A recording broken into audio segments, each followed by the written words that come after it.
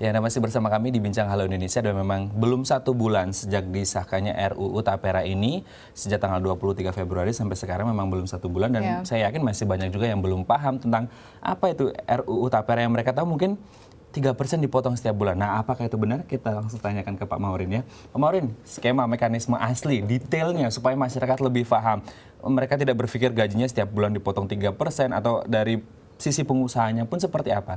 Jadi seperti ini sebenarnya bahwa RUU Tapera ini dibangun berlandaskan prinsip gotong royong, di mana semua kita sebagai bangsa, masyarakat berpenghasilan tinggi, menengah, berpenghasilan rendah, sama-sama mengiur, tapi yang dapat menggunakan ini untuk pembiayaan perumahan adalah mereka-mereka yang masyarakat berpenghasilan rendah. Ini konsepnya sama dengan sebagai seorang orang tua.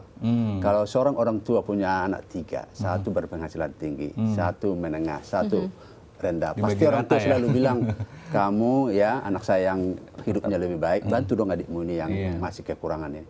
Kalau anaknya yang kaya ini juga tidak mau membantu, maka timbul konsep benevolent diktator, diktator yang berhati mulia. Orang tua ini nanti akan mengambil dari anaknya yang kaya ini dikasih sama anaknya yang berpenghasilan.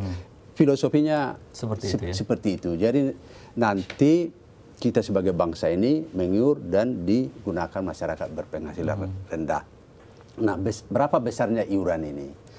Memang waktu RUU ini disampaikan oleh DPR ke pemerintah, RUU ini kan inisiatif DPR. Memang di situ muncul angka 3%. Bahwa iuran tapera sebesar 3% dibayar oleh pekerja 2,5% dan pemberi kerja atau pengusaha 0,5%.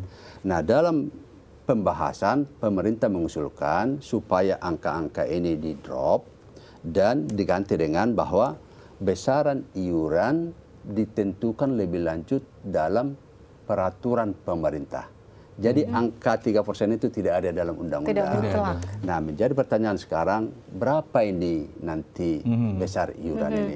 Nah, tentu pemerintah tidak akan bertindak sepihak, langsung menentukan besarnya iuran tapera. Nanti akan mengajak semua pihak terkait, stakeholder, pemangku kepentingan, untuk bersama-sama mencarikan solusi terbaik. Berapa ini besaran yang terbaik?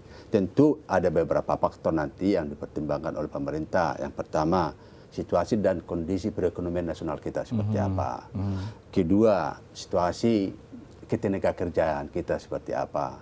Ketiga, tentu situasi masalah perumahan dan tujuan tapera yang akan dicapai. Nah, faktor-faktor ini tentu nanti akan dipertimbangkan secara hati-hati, komprehensif, dan punya wawasan jangka menengah jangka panjang. Baik Pak Maurin, tadi Bapak katakan bahwa kita melihat situasi dari sistem ketenagakerjaan kita juga. Tapi di sini berarti berkaitan juga dengan pengusaha. Nah, kita masih ada tayangan yang tentang penolakan Apindo terhadap RUU Tapera. Berikut tayangannya.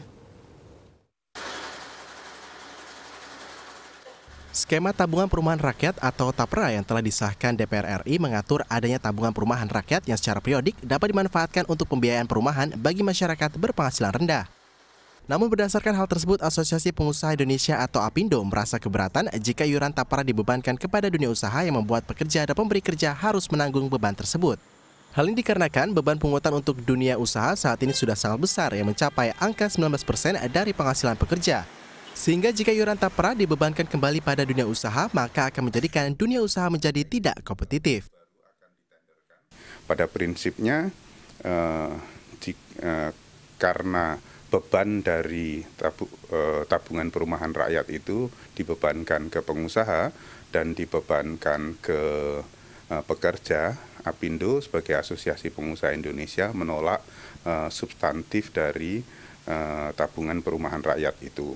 Dunia usaha sudah menanggung beban yang cukup tinggi atau bahkan sangat tinggi, ingin saya katakan, dari program-program jaminan sosial, baik jaminan sosial yang berasal dari ataupun jaminan sosial yang untuk tenaga kerja maupun jaminan sosial untuk kesehatan, itu total bisa mencapai 12,74% gitu. sampai yang tertinggi. Jadi kalau bicara solusi, ingin kita tegaskan bahwa Apindo tidak hanya mengkritik, tidak mau, tapi kita berikan solusinya. Salah satunya adalah melalui kemungkinan untuk penggunaan dana yang disisihkan dari jaminan hari tua, 30% dari total 180 triliun tadi, yang kisarannya di sekitar 54 triliun untuk kebutuhan tersebut. Jadi tujuannya masih dapat tercapai, tetapi tanpa perlu menambahkan beban baik bagi pekerja maupun bagi pengusaha. Jika Undang-Undang Tapera tetap akan diberlakukan, Apindo berharap pemerintah dapat bijak menentukan sumber pembiayaan dari Tapera, di mana pembiayaannya tidak bersumber dari penambahan pungutan terhadap pemberi kerja atau dunia usaha, namun dengan optimalisasi dari dana-dana publik yang telah dihimpun dari pemberi kerja seperti dana jaminan sosial oleh BPJS Ketenagakerjaan. Ya, ini tadi kalau kita lihat Apindo menolak karena salah satunya adalah program yang memang sudah ada adalah JHT. Nah, yang menjadi pertanyaan adalah apakah ini akan tumpang tindih? Ya, kita langsung tanyakan ke Pak Maurin. Pak Maurin, tadi Apindo yang menyatakan bahwasanya sudah ada JHT nih salah satunya. Kemudian yang menjadi pertanyaan mungkin dari mereka adalah apakah akan terjadi tumpang tindih? Nah, ini satu poin yang tentu pemerintah akan pertimbangkan. Ini nanti akan dilihat secara detail apakah memang tumpang tindih, apakah memang dana-dana yang di BPJS Ketenagakerjaan disinergikan dengan Tapera. Tapi pemerintah ingin menyampaikan bahwa masalah perumahan ini adalah masalah yang sangat serius bagi kita sebagai bangsa dan ingin memastikan bahwa masalah perumahan ini dapat diatasi, terutama jangka menengah, jangka panjang. Kita tidak bisa bayangkan 10-20 tahun lagi seperti apa generasi berikut, pekerja berikut untuk dapat memiliki rumah.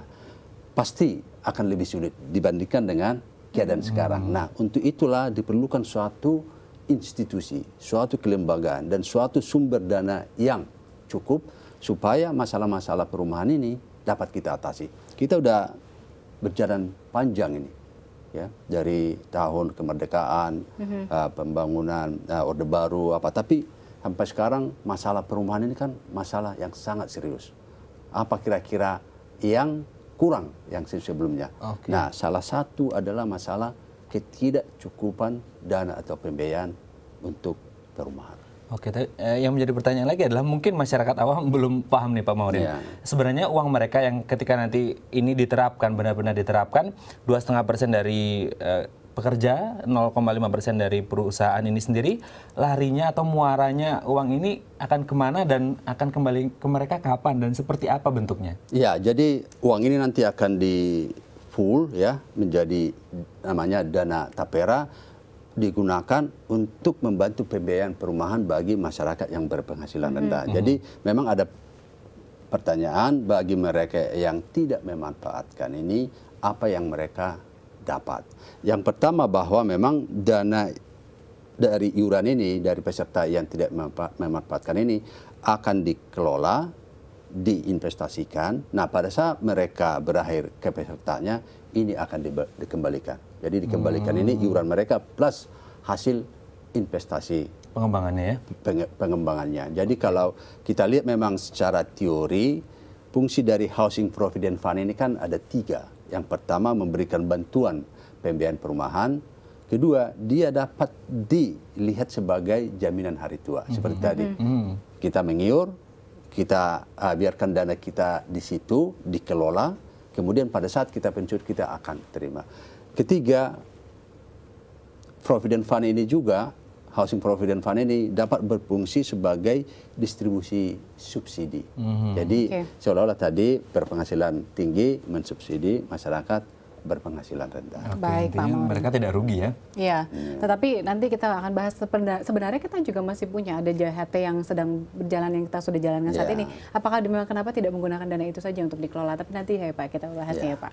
Pemirsa jangan kemana-mana, kami akan kembali setelah yang satu ini.